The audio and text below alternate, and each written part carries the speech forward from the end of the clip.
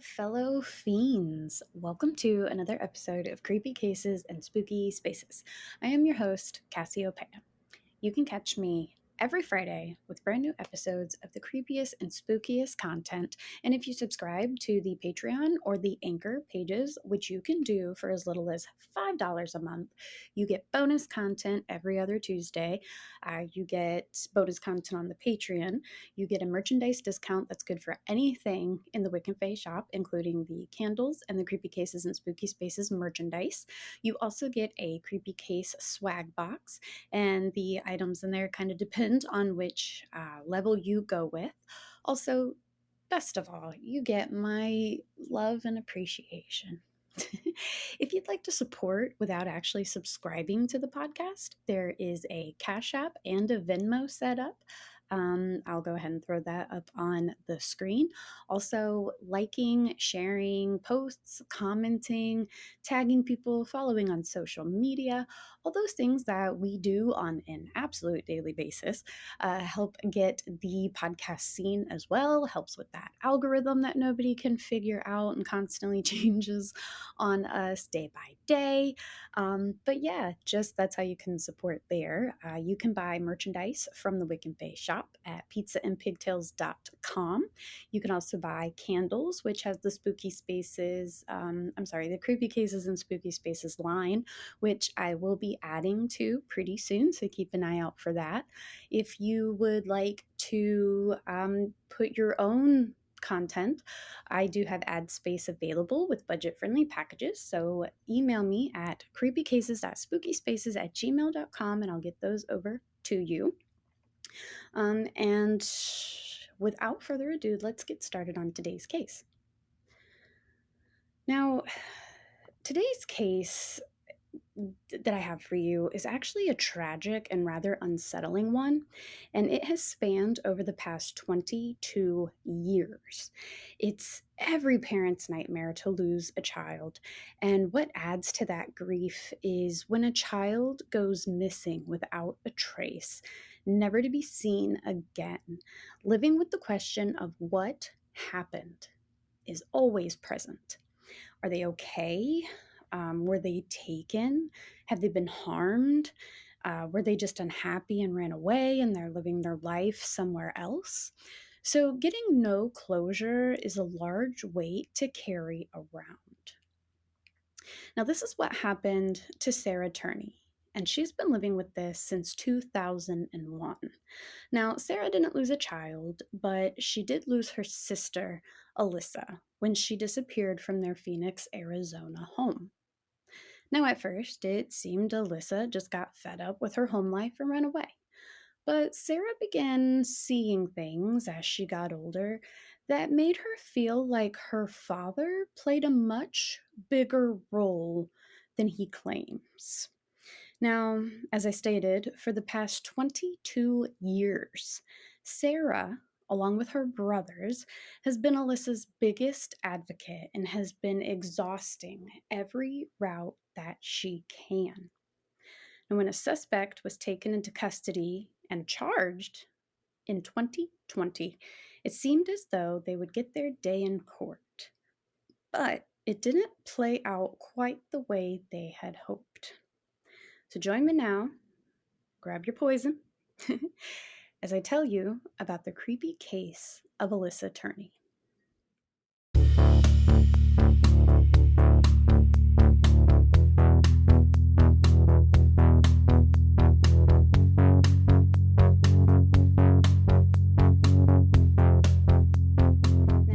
Alissa Turney was born April 3rd, 1984.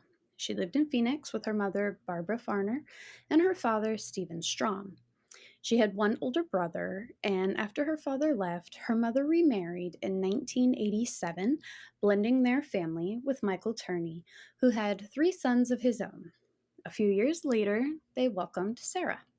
Sadly, in 1993, Barbara passed away from lung cancer, so Michael legally adopted Alissa and raised the 2 girls on his own.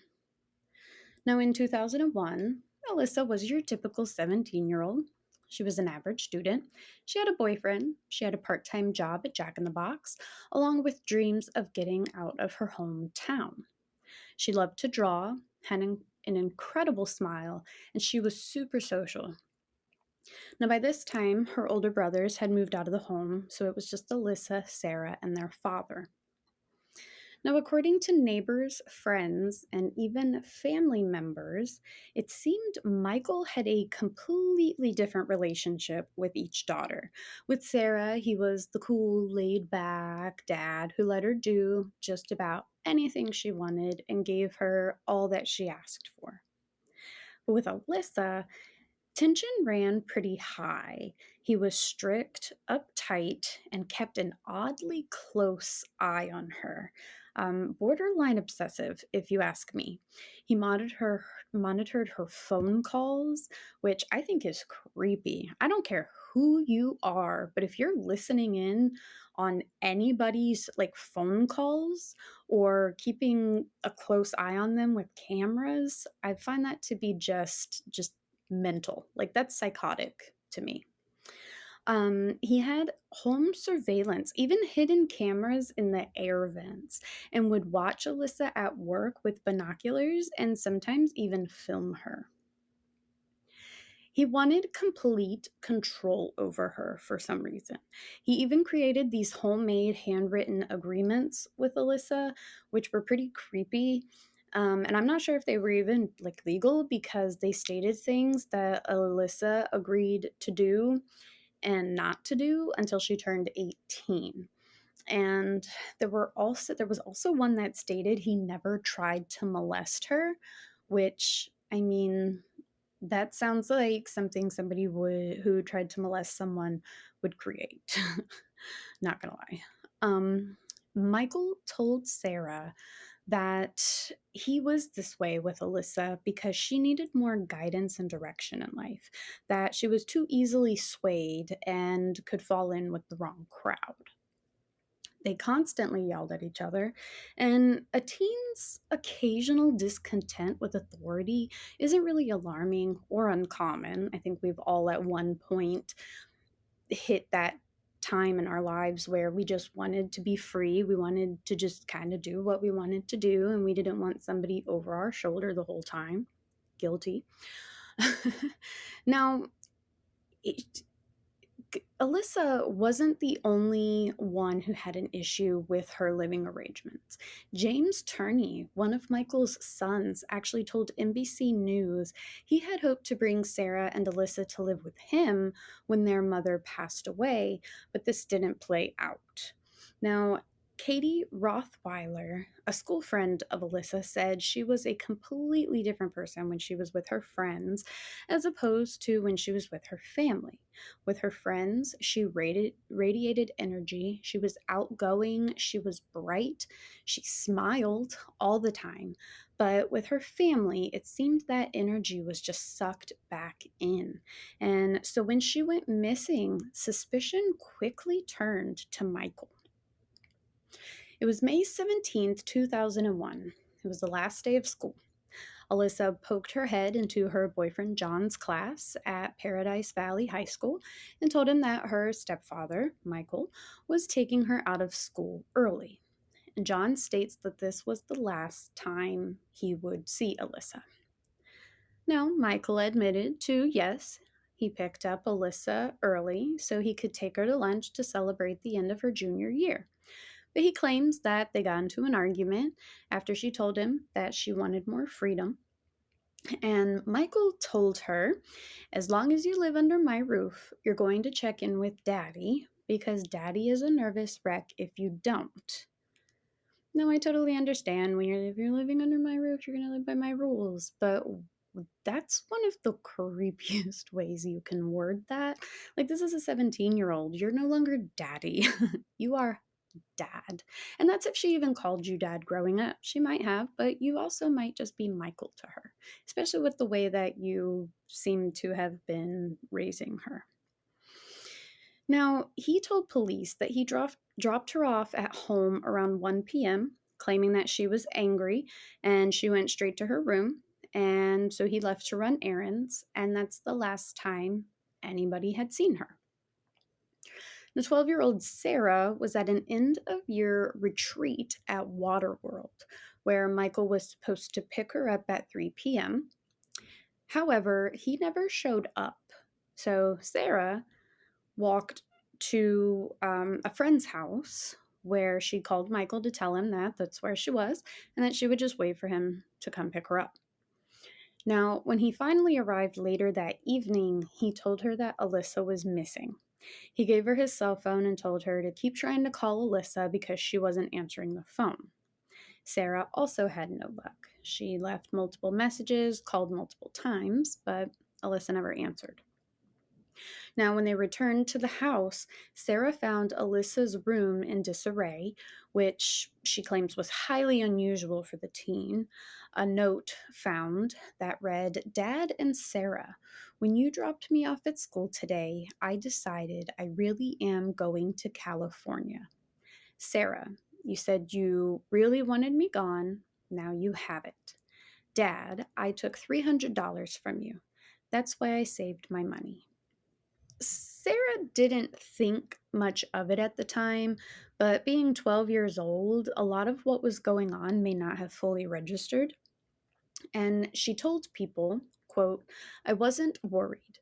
I was under the impression she was going to be back. I didn't think her being gone forever was anything that ever crossed my mind."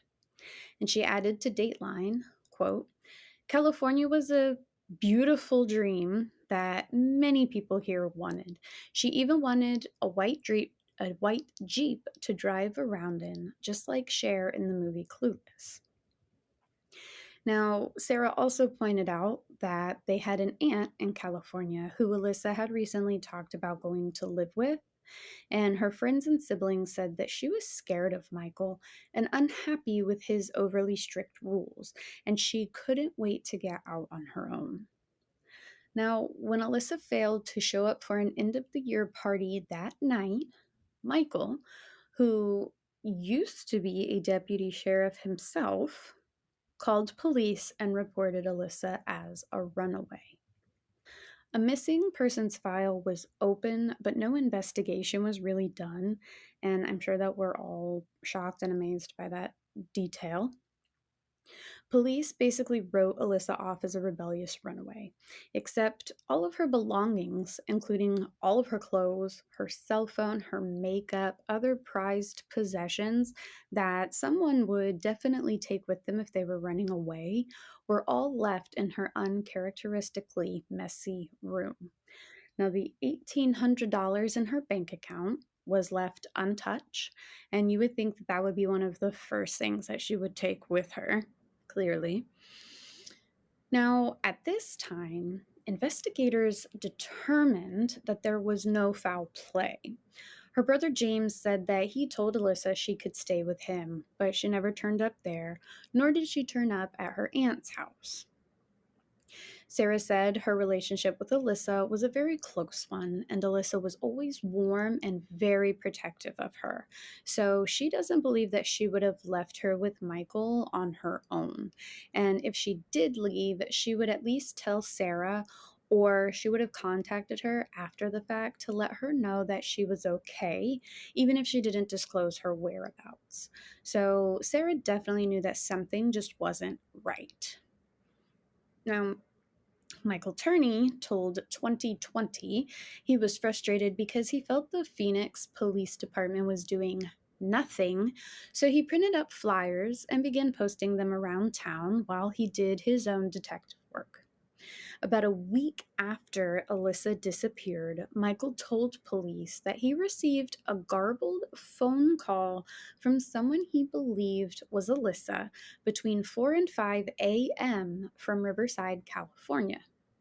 He said that she told him she was very unhappy with her life at home and he was the reason that she left, cursed at him, and hung up. Now, Michael claims that he went to Riverside to look for her, but no one claims having seen her. This call also was never confirmed by police or investigators, as it was never traced. There's no record of the call. And conveniently enough, that recording system that Michael had set up that was basically recording everything that, like all of the calls in the house, was turned off due to the early hour. So it kind of put a crack in that clue's integrity. Now, if I was a crazy person who had my entire house filled to the nines with cameras and a recording system and this, that, and the other, I think that that time would be like when I would have the recording system turned on, because that's just that time where if somebody's calling me and harassing me or calling me at all with emergency, I want proof of that. Now, over the next few years, Michael would go on to exhibit some questionable behavior that would bring even more suspicion his way. He made inappropriate comments about Alissa and her disappearance. He never reached out to any of her friends or family to follow up on if she had turned up at their place or if she was hiding out somewhere. He knew that the money from her bank account was never touched and somehow knew that her social security number hadn't been used either. So she never went to school or got a job anywhere, which, if you're out living your best life somewhere, you know you're going to need a job at some point. Now, he probably knew this because he did it, but he also spoke of these elaborate and bizarre conspiracy theories involving government agencies and law enforcement, causing the mystery to the case to deepen even more. Now, in 2006, the case went from presumed runaway to possible homicide when a convicted murderer who was actually in prison, Thomas Heimer, he's a self proclaimed serial killer, by the way, he confessed to killing Alissa and stealing her car in Georgia. Now, this obviously was found to be false, mostly because the description he gave to police didn't fit Alyssa's description. But it did lead to two Phoenix detectives, William Anderson and Stuart Summershoe, to take a closer look at the case. Now, they both explain that they found a lot of red flags, mostly the fact in cases like this, where someone is trying to run away from an abusive situation, they don't leave a note on where they're going because they don't want to be found. They also tend not to contact the person that they're running away from to tell them that they weren't happy and they're the reason they ran away, especially because if he was recording everything and he did have some kind of tracer or did have some kind of caller ID, which I'm sure he did at that time because who didn't? Um, you don't want that kind of information getting back to the person you ran away from. Now, they interviewed 200 friends, family members, teachers, classmates, co-workers, and they found out some alarming details. Now, every one of these people said that Alissa had confided that Michael tried to molest her on more than one occasion. It was said that Alissa told multiple people that when she was younger, he had picked her up early from school, seemed to be a trend, drove her out to a secluded area and tried to, quote, fool around with her. Now, another time, she actually says that she had woken up tied to a chair with Michael on top of her trying to gag her. The question contracts between the two, they found some disturbing things in there as well. Not only was it do's and don'ts until she was 18, but they were very explicit in sexual do's and don'ts. Now, Sarah actually created a website to keep everyone updated on the case. And this was kind of when she first started speaking out for Alissa and trying to get her case looked at and solved. Now, in 2008, she was actually called down to the police station and told that her house was going to be raided or searched. Police found all of the surveillance films, home videos dating back years to when the girls were actually little. And once again, very conveniently, the day that Alissa went missing, there's no footage. The cameras either weren't working or they were turned off or there was no footage that day. But they were also surprised to find 30 explosive devices, 19 high caliber assault rifles, two handmade silencers, and a 98-page manifesto titled Diary of a Madman Martyr. Martyr. Madman Martyr. This dude is crazy. Now, in this manifesto, Michael actually writes that he had planned an attack on the International Brotherhood of Electrical Workers Union in Phoenix. He said that he worked for them at one point in time and he was a whistleblower. And as revenge on him, they abducted Alissa and murdered her. So he was just trying to he was just trying to avenge her death when he murdered two of them. Just a side note, both of the men who he claims to have murdered died of natural causes. So he was arrested on charges for the bombs and all the weapons. He served 10 years and he was released in 2017. He was also diagnosed with paranoid personality disorder and forced to participate in treatments. He has held on to his innocence and denies ever sexually assaulting Alissa or abducting her or murdering her. Now, in 2019, Sarah turned to social media to get her sister's case even more attention. And we all know the true crime community is ruthless when it comes to pushing for a case to be looked at or solved or to get any kind of movement. Now, she started a podcast named Voices for Justice, which actually had over 1 million followers, and it focused on her sister's disappearance and her father's suspicious behavior. Now, she posted videos on TikTok to expose him as a rapist and a murderer. And she stated that looking back, quote, the relationship our father had with Alissa is commonly described by those who knew her as one closer to an abusive boyfriend rather than a fatherly figure, end quote. She also stated that this is not going away. I'm going to make sure it never does, to Dateline. Now, Sarah obtained the files on the case and went through all 3,000 pages within 6 weeks. And she claims that at first she actually felt compelled to kind of help Michael because he's her father. And he was always so kind and generous to her.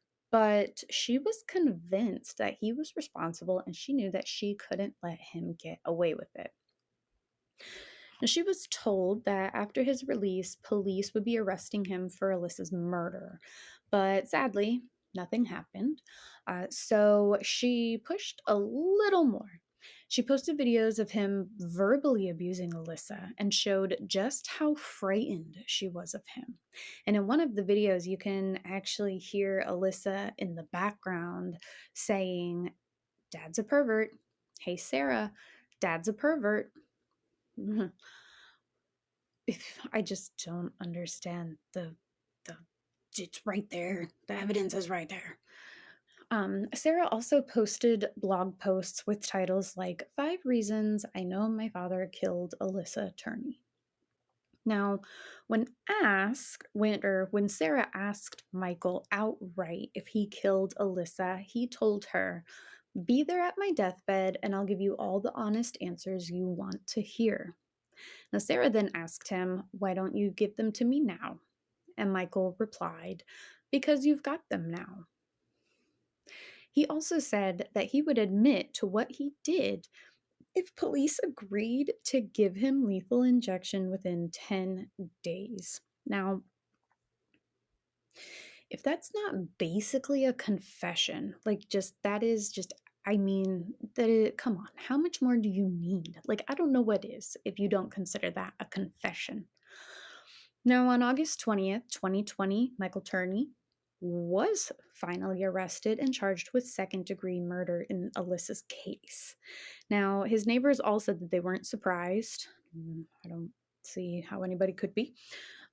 They were always uncomfortable around him. They even said that they felt like he was watching them as well. And one actually referred to him as their psycho neighbor and refused to let him anywhere near her kids. I don't blame you. However, in July 2023, Michael Turney had his day in court, but it wasn't quite the outcome that anyone expected. After 5 days of testimony from multiple people, such as Sarah Turney, William Anderson, Stuart Summershoe, and even John Lakeman, Alyssa's boyfriend at the time, Michael was acquitted. Now, this is where the law kind of sucks, in my opinion, because we all know, like, by this point, with the things that he did and the things that he said and just the way that he was acting, and where was he? Why didn't he show up on time to pick Sarah up? Like, why did he show up later that evening? Like, what was he doing? His lawyers, Jamie Jackson and Olivia Hicks, which I know that they're just doing their job, but in as much as like I would love to go into law and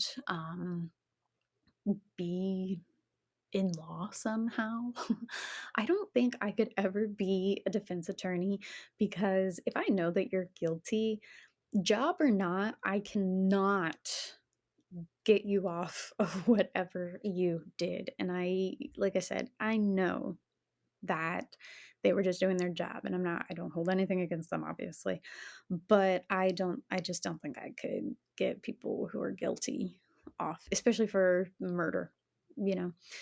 So they motioned for an acquittal due to Rule 20 in the Phoenix laws of something, that there was no substantial evidence that Michael killed Alyssa. I mean, honestly, I get it. There's no body. There was no crime scene. Um, there's no proof to say that anything did happen. But it, I mean, I think we all know he did it. That's all I can really say. But the charges were dropped and Michael was released July 18th to live out the rest of his days in what I hope is a rather miserable and uncomfortable existence. Um, I usually try my best not to wish bad on people. However, this case I think is justified. Now, Sarah and her brothers thanked everyone for their support throughout the years. Their followers, the crime community, Phoenix Police Department, and the nonprofit organization Defenders of Children, stating an apology to Alyssa and saying that while they don't agree with the ruling, they respect it as it's the law. But I think the saddest part of this whole case is that even if Alyssa's body is found, they can't try Michael Turney again. And I think we can all agree, and I'm pretty sure they know as well, that they had their guy. And they know they had their guy. And sadly, due to the law, he got away with it. So, on that note, I will say, until next crime. Creepy Cases and Spooky Spaces with Cassiopeia is a Pizza and Pigtails production. All episodes are researched, written, and edited by yours truly. You can find new episodes every Friday, with bonus episodes coming out every other Tuesday. You can find the podcast on your favorite listening platform, or now you can find it on YouTube as well. Don't forget to follow along on social media, creepycases.spookyspaces, for all future news, updates, and maybe some content that you won't find on the podcast. Also, be sure to subscribe so you can get access to bonus content, early access to content, and a couple of little thank you swag. If you'd like to contact me about appearing on a future episode, maybe you would would like to suggest your own creepy case or spooky space, or maybe you'd also like to reach out about ad space, you can reach me directly at creepycases.spookyspaces@gmail.com, or feel free to reach out through those social media platforms as well. And as always, see you next crime.